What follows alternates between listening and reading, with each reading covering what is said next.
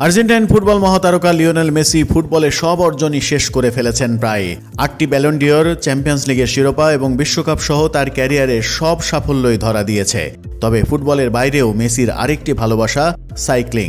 এবার মেসি সেই ভালোবাসা থেকেই তার ডিজাইন করা একটি প্রিমিয়াম সাইকেল বাজারে আনছেন, যার মূল্য ধরা হয়েছে 10,000 থেকে 15,000 ইউরোর মধ্যে বাংলাদেশি টাকায়, যেটি 12 লাখ থেকে 18 লাখ টাকা পর্যন্ত।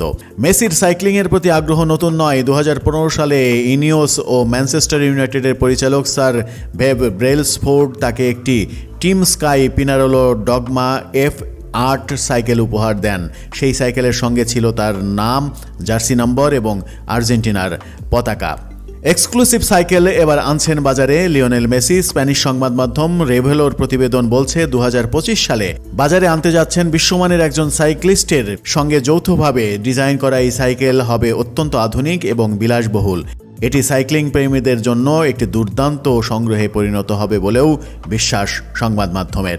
মেসির এই নতুন উদ্যোগ শুধু তার বহুমুখী প্রতিভারই প্রমাণ নয়, বরং খেলাধুলার প্রতি তার গভীর ভালোবাসারও প্রকাশ পেয়েছে, এমনটা মতামত ভক্তদের। ফুটবলের মতো সাইক্লিংয়েও মেসির এই পদক্ষেপ ভক্তদের মধ্যে আলোড়ন তুলবে। ইতিমধ্যেই আলোড়ন সৃষ্টি হয়েছে যখন গণমাধ্যমে খবর একের পর এক আসছে এরই মাঝে।